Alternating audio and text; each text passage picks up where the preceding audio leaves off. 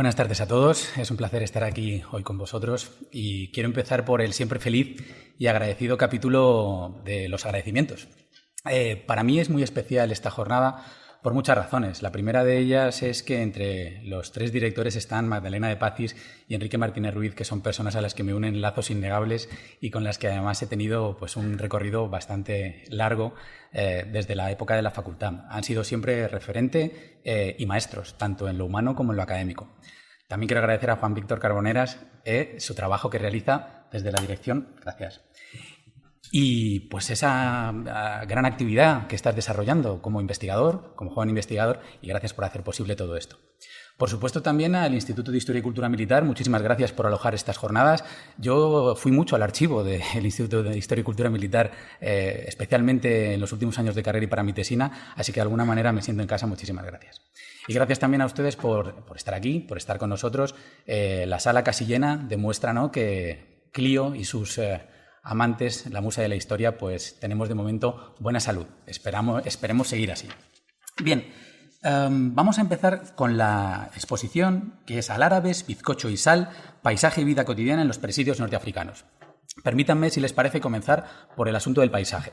El paisaje, nos dicen los geógrafos, es la superficie visible de la Tierra, aquel lugar en el que está el espacio geográfico. Bien, esto es una teoría comúnmente aceptada por las diferentes escuelas de geografía que nos dicen que el paisaje condiciona al ser humano y que el ser humano condiciona al paisaje. Esto lo dijeron la geografía de la percepción, lo dijeron, por ejemplo, los situacionistas y, sobre todo, lo dijo ya mucho antes nuestro querido Diego Saavedra Fajardo en sus empresas políticas. En la empresa política número 81 dice «Quid valeant vires», ¿qué pueden las fuerzas? Y aquí nos explica literalmente que la naturaleza en su variedad quiso mostrar hermosura y poder. No solamente condicionó los rostros, sino que también condicionó claramente los ánimos de los habitantes. Es decir, que el paisaje afecta a los que en él están. En esta misma línea, habría que tener en cuenta que las apreciaciones de Saavedra Fajardo son especialmente jugosas con los enemigos de la monarquía hispánica. Por ejemplo, del francés nos dice literalmente: son corteses, afables y belicosos. Tienen la misma celeridad en encender los ánimos que en apagarlos y además tienen una amabilidad en el trato que cuando te acercas es insufrible. Esto es literal lo que nos dice Saavedra Fajardo. Bien, volvamos al espacio geográfico donde se desarrolla, el espacio de la Berbería, que es un espacio bastante complejo. ¿Cómo es esa porción de superficie visible que observan los hombres que están destinados en los presidios norteafricanos? Bien, tiene unas características muy concretas que nos dicen tanto los cronistas como la propia documentación. El norte de África, todos sabemos que es una zona de calor extremo, es una zona en la que normalmente las temperaturas son elevadas, es una zona en la que hay una gran diferencia en cuanto a los espacios húmedos muy escasos y los espacios secos. De hecho, esto condiciona la guerra en ese espacio. Sabemos que uno de los problemas fundamentales de las campañas norteafricanas, el propio emperador lo sufrió en 1535 en Túnez, fue precisamente la aguada, la utilización de los pozos. En tercer lugar, las costas africanas tienen lo que hoy en día llamamos o conocemos como wadis o wads, que son cauces secos que en momentos puntuales del año, cuando llueve demasiado, se llenan de agua y son torrenteras, con lo cual también pueden suponer un peligro. Y por último, el norte de África no tiene grandes orografías, no tiene grandes desniveles, pero sí, cerca de la costa hay pequeñas montañas, pequeñas colinas. Por ejemplo, frente al presidio de Vélez de la Gomera encontramos Cantil al oeste y Baba al este, que son dos colinas que sirven precisamente para artilladas proteger la ciudad o la posición. Es decir, que es un espacio completamente diferente al del resto de la monarquía hispánica donde se desarrollan las labores. Decíamos, este espacio tan particular va a tener unos rasgos muy marcados en cuanto a los presidios. Recordemos que los presidios son las posiciones que, como ya nos decía el diccionario militar de José Almirante, eran posiciones que dominaban el terreno, posiciones que servían para controlar el espacio. Los presidios norteafricanos, tanto los mayores como los menores, van a ser posiciones que están sometidas a una tensión extrema, mucho más que en el espacio italiano o que en el espacio flamenco. ¿Por qué? Por tres razones fundamentales que desarrollaré a lo largo de esta charla. La primera de ellas es porque están completamente rodeados del enemigo. Hacia adelante está el continente africano, con las ciudades pobladas por tunecíes, berberes, berberiscos, a veces incluso genízaros venidos del Imperio Turco. Es decir, es el enemigo, un enemigo distinto, pero es el enemigo. Y hacia atrás está el mar, con lo cual están completamente rodeados de peligros. En segundo lugar, solo pueden ser socorridos por el mar, lo cual obliga a un abastecimiento y a una logística muy particular. Es decir, lo que piden los presidios como bastimentos, que ahora lo desarrollaremos, es bastante especial. Y por último, es un espacio en el que se vive en constante riesgo ante peligros difícilmente mesurables. Por ejemplo, se vive en riesgo de que la ciudad que está enfrente se subleve como una regencia berberisca, se corre el riesgo de que un pirata o un corsario como Hayreddin Barbarroja, como Dragut o como Uchali, de los que también hablaremos, dominen la ciudad y realicen un ataque, o se corre el riesgo de un ataque pirático sobre la plaza. Es decir, los peligros son múltiples y obligan a muchas, contingencias. Lo que ven los hombres. ¿Qué es lo que ven los hombres desde los presidios norteafricanos? Lo que ven los hombres normalmente son las ciudades que están a muy pocas millas delante de ellos. Por ejemplo, la distancia entre la goleta de Túnez, que es la plaza que cierra la ciudad de Túnez, y Túnez es de 5 millas. En el caso, por ejemplo, de Vélez de la Gomera, son escasamente 2 kilómetros entre el presidio y la ciudad de Vélez. Bien, lo que ven es la población del lugar, y los habitantes de ese lugar, que pueden estar ocupados en cualquiera de sus actividades cotidianas, muy rápidamente, nos dicen las fuentes y nos dicen también mucha documentación de la época, pueden movilizarse y convertirse en los famosísimos alárabes del título. Los alárabes, en definitiva, son caballería ligera. Una caballería ligera que es autóctona, que está formada por tunecís o bereberes, también por berberiscos, nunca por genízaros turcos, y la diferencia con los turcos es que los alárabes no dominan las tácticas propias de la revolución militar moderna. Es una caballería a la ligera que se utiliza siempre con lanza y con escudo para hostigar de manera adelantada a las tropas hispanas. Es decir, normalmente en los desembarcos y en los repliegues. Lo que se lanza contra las armas de la monarquía hispánica son los famosos alárabes. Según López de Gómara, ya sabemos en sus crónicas del emperador, las armas que utilizaban eran el alfanje, la lanza, la adarga y normalmente eran caballería a la ligera, morisca o jineta. También, como podemos ver en la imagen, se aprecia la posibilidad de que haya alárabes que vayan a pie. Los alárabes que van a pie no forman escuadrones, tampoco aplican la revolución militar moderna y pueden utilizar desde arcos, ballestas, incluso alguna escopeta, y se han encontrado protecciones como corazas o bacinetes. En definitiva, los alárabes son una tropa que se lanza muy rápidamente al ataque, siempre entre grandes gritos y alaracas, y que se desordena con mucha facilidad para luego volver a atacar. Son ideales para la lucha en el norte de África, como veremos a continuación.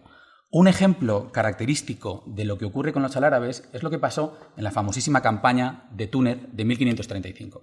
Como sabemos, Andrea Doria se había hecho cargo de la posición del presidio, de la posición de la goleta, que cerraba la salida del puerto de Túnez, y el emperador decidió marchar el 20 de julio de 1535 con 20.000 hombres para tomar la ciudad. El avance fue a pleno sol. El avance hacía a los hombres desmayarse del calor y muy cerca, ya escasamente a 1 milla de la ciudad de Túnez, había unos famosos pozos que eran los que abastecían de agua a la ciudad. Bien, Hayreddin Barbarroja, sabedor de esta contingencia, se coloca detrás de los pozos y espera que se acerquen las tropas de la monarquía hispánica. En ese momento, cuando están desordenándose para beber en los pozos, lanza un ataque en varias oleadas de los famosos alárabes, porque eran los más útiles en ese terreno. Los genízaros no se movían con la misma rapidez, aunque eran mucho más eficaces en combate. En esta ocasión, y en contra de lo que había ocurrido con anterioridad, la táctica de los pozos, de la aguada, sale mal para Hayreddin Barbarroja. Como sabemos, en los Gelbes, en 1510, por ejemplo, surtió efecto y fue tan tremendamente efectiva que el marqués de Mondéjar, por ejemplo, murió en aquella emboscada. Ahora no. Ahora los tercios se organizan, crean los famosos escuadrones, colocan mangas de tiradores y no solamente no se repliegan, sino que consiguen avanzar hasta detrás de los pozos, de modo que estos quedan en su zona de influencia. Poco después, como sabemos, la ciudad cae en manos de las armas hispanas. Es decir, se consigue tomar la posición. Es muy habitual que en prácticamente todas las operaciones del norte de África participen los alárabes en mayor o menor medida. En segundo lugar, decíamos que solamente pueden ser socorridos por el mar. Solamente pueden ser socorridos por el mar, lo que obliga a que se produzca la necesidad de bastimentos. Los bastimentos deben ser, o deben pensarse, con mucho detenimiento. Y ahí está otra de las partes del título, que es el famoso bizcocho. Una de las peticiones más habituales de los alcaides, de los castellanos, de los mandos de los presidios, es precisamente a la monarquía le piden que le envíen quintales, cada vez en mayor medida ante el peligro de ataque, de bizcocho. El bizcocho, como sabemos, tiene una gran conservación y servía tanto para las travesías como para el caso de que se diera un asedio. Así, por ejemplo, Alonso de la Cueva, que fue alcaide de la goleta de Túnez entre 1560 y 1562, fue pidiendo primero 300 quintales, luego 500, así hasta 5.000 quintales. Va pidiendo grandes cantidades de bizcocho que le sirvan para proteger la plaza en caso de necesidad. Junto con el bizcocho, era muy habitual, por ejemplo, otros alimentos como el arroz, las habas, el atún, el queso, el vino, por supuesto, y la cebada para los animales. Hagámonos a la idea de que dentro de un presidio mayor caben entre 200 y 300 bestias, entre caballos, asnos y mulos, que servían para las diferentes labores del interior. Sin contar los pertrechos meramente militares, aquí primarían la infantería, la artillería y la pólvora, encontramos, por ejemplo, que es muy habitual pedir ladrillos. Don Alonso de la Cueva pidió casi 50.000 ladrillos para proteger y reorganizar los lienzos defensivos de la goleta de Túnez. En esa misma línea se piden maderas. Las maderas son muy habituales para tres cuestiones. La primera de ellas es para crear cajas de municiones y que éstas no se estropeen ni por el sol ni por el agua. La segunda es para crear barriles. Los barriles para tener agua en abundancia. De hecho, destaca que una de las peticiones que se hace desde los presidios, tanto en La Goleta como en Argel como en Vélez de la Gomera, son arandelas para sostener las maderas de los barriles. En el caso de don Alonso de Pimentel pidió 5.000 arandelas en un año. Es decir, es necesario que los barriles donde hay agua estén en buenas condiciones, porque si no la supervivencia puede sufrir verdaderos problemas. Y por último, está la cuestión de la tropa y cómo sirve. Hay un dato que a mí me resulta muy esclarecedor. Dentro del presidio, un mosquetero podía cobrar 5 ducados al mes. Bueno, el patrón de barcas llegaba a cobrar 6 o 7 ducados. ¿Por qué? Porque el patrón de barcas era el que podía comunicar a través del agua, a través del mar, al presidio con la ciudad cercana o incluso podía crear las barcas necesarias para los desembarcos de mangas de tiradores que protegieran una eventual invasión. Es decir, el patrón de barcas tenía una importancia considerable. Por otro lado, hay que señalar que vivían permanentemente en peligro y eso hace que puedan sufrir una agresión en cualquier momento.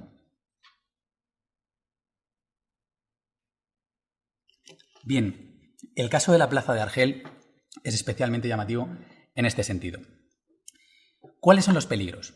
Los peligros podrían ser que las famosas regencias berberiscas, el brazo alargado del Imperio turco, se extendiera por el norte de África para controlar posiciones, mandase a un nuevo mando. Así ocurrió. Jareddin Barbarroja fue rey de Túnez. O, por ejemplo, el famoso corsario tiñoso al que se llamaba Uchali o Al-Uchali fue rey de Argel. Y como sabemos, en 1568, en la plaza de Argel y la goleta de Argel consiguió tomar solamente la ciudad, mientras que la goleta seguía en manos de los españoles. No sé si es sencillo imaginar la presión bélica y el estrés que supone que la ciudad cercana sea del enemigo, de uno de los piratas más conocidos del Mediterráneo, y que la goleta permanezca en manos españolas. Esto ocurrió tanto en la goleta de Argel en 1568 como en la goleta de Túnez en 1571. Es decir, las goletas ejercen de cierre y contención del corso berberisco, de las regencias berberiscas y de la presencia de estas fuerzas destinadas desde el Imperio turco a controlar el Mediterráneo. De ahí su importancia y de ahí su labor. Y precisamente por esta razón cada vez se incrementa más la llegada de bizcocho y de otros materiales.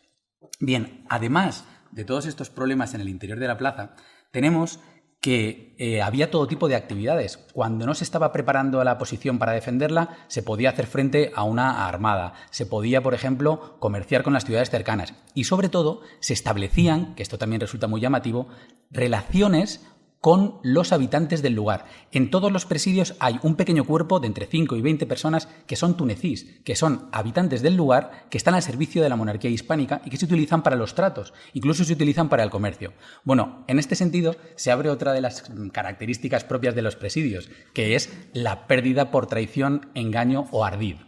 Veamos el ejemplo de Vélez de la Gomera, por ejemplo.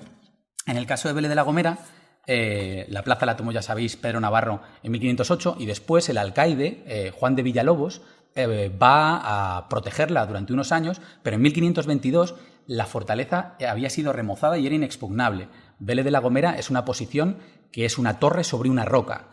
Es muy difícil de tomar si no hay un apoyo interno. Bueno, los cronistas y las diferentes fuentes no se ponen de acuerdo, pero lo que parece evidente es que para tomar la plaza de Vélez de la Gomera hizo falta algún tipo de traición interna. Una de las cuestiones que se plantea es si hubo un engaño desde estos tunecíes o habitantes del lugar que trabajaban para Juan de Villalobos, que una vez que se reunieron con él dentro del presidio, le asesinaron y después abrieron las puertas para la llegada del turco. Es decir, que cuando el presidio no está sufriendo ataques directos, corre el peligro de tener tensiones como las traiciones, los engaños o los ardides.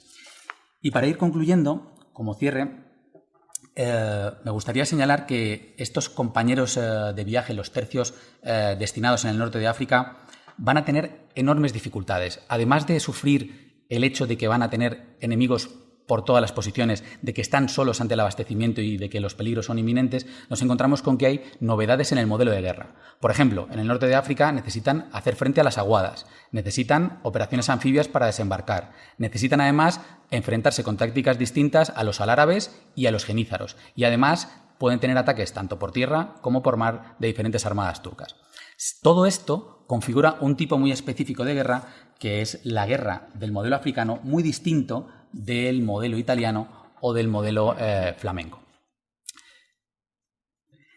Como conclusión, simple y llanamente, me gustaría decir que no fue nada fácil el servicio de estos hombres en aquellas zonas, como vemos marcadas por la dificultad, y que hoy en día todavía permanecen, tenemos ecos, huellas de esta presencia española en los diferentes presidios del norte de África, ¿no? Lo sabemos en la posición, por ejemplo, de Vélez de la Gomera, lo sabemos por Chafarinas, Alucemas, y yo creo que la posición de Vélez de la Gomera es un ejemplo paradigmático de lo que significa esta frontera oscilante.